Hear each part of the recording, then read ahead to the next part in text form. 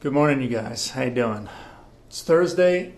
I got another one of those kind of chaos mornings. It's so cold today that the kids, Maya decided to drive the kids to school, which is great. But it slows down the morning process. So they just left the door like 30 seconds ago, and I'm now kind of like... As the week goes on, I find my Zen state kind of falling apart. Start the week off well, and I feel like I've got the energy. Hey, Angela. I feel like I've got the energy to be present and to tune in and to not just tune out and swipe Facebook and let everybody else's opinions mean the world to me. Hey, Betsy's. Hey, so it's like as the week rolls on, it's harder to tune in. So you just got to do the work. You got to tune in. I mentioned yesterday that I'd talk a little bit this morning about what your emotions are. What happens in our body when we feel a feeling. It happens really fast for us and we don't usually analyze, but the process is actually fascinating, I found. The very first thing is a physiological response. Part of your brain kicks in, that fight or flight mechanism immediately jumps right in and says, okay, what's going on here? The body immediately sends endorphins and such to different parts of your body. And then your brain says, whoa, something's going on in the body right now. And builds a narrative around what might be going on. I feel that my temperature is elevated. I feel, hey, Tizzy. I feel that, hey, Andrea. I feel that something's going on in myself right now.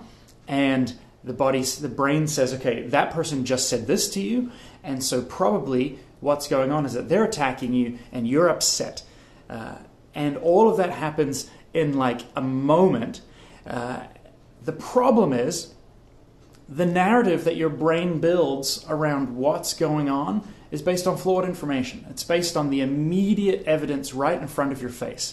It's not based upon years of history or analysis or understanding what that person's going through. It's a very visceral, immediate reaction. And this is the way all of our emotions work. And what then happens is we are moved to action. That person said that to us. Our brain immediately builds a framework and says that person always says that to us. They always act that way to us. We need to attack, or we need to flee, or whatever your particular framework pushes you to do. But the action is not always the right action because it's built on faulty information. So the fascinating thing about our emotions is that they always tell us something true. That person might have just said something to me, and my immediate reaction is to run from them or to fight them back, and I'm feeling all churned up, and maybe it's anger or frustration, and my emotions push me to act on it. But like I said, the action isn't necessarily correct. But the truth is my heart is trying to tell me, listen, something's not okay. Something about what that person just said made me feel victimized or made me feel devalued, made me feel dehumanized. So while the action of violence or of me reciprocating in some negative fashion isn't necessarily the right action, I do need to listen to what my heart is trying to say. What just happened isn't okay. And for all of us, as we embrace our emotions, it's all about listening to that emotion, trying to understand what's going on underneath the surface. When I never faced chronic depression, but I dealt for a couple of years with pretty ongoing, recurring depression and anxiety. And as I spent some years wrestling with that and listening to my heart and my emotions, which felt pretty numb. But as I unpacked them and listened to them, I realized that underneath my depression was actually anger, unexpressed anger, because I'd never been given a framework for healthy expression of anger.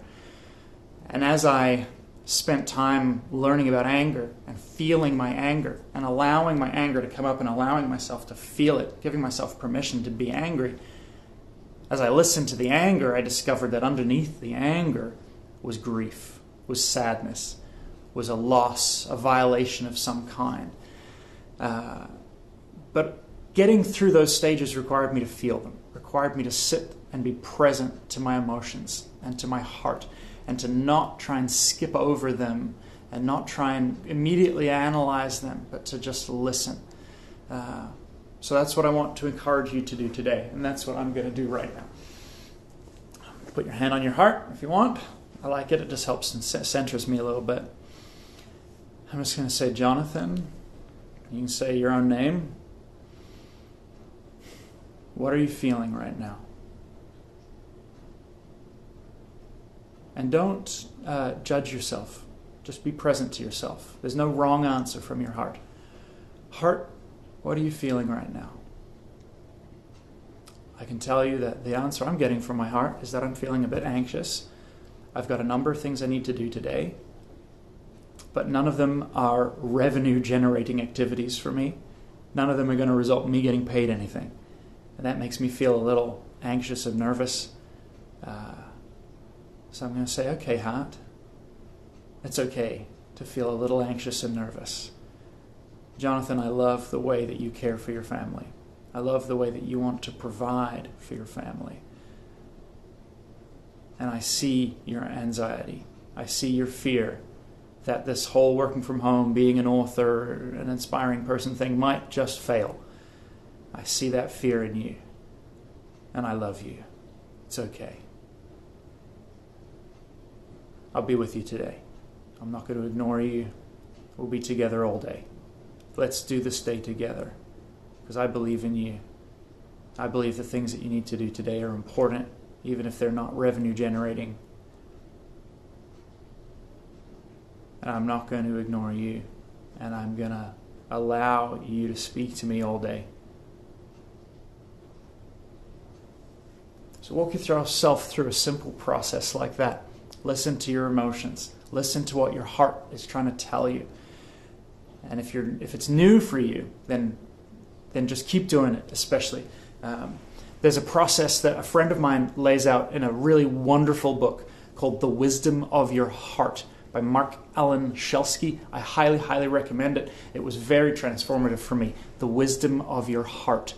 And he lays out a 4 or 5 step process for becoming present to your heart, for listening, for choosing how to analyze what you're hearing, for choosing how to act.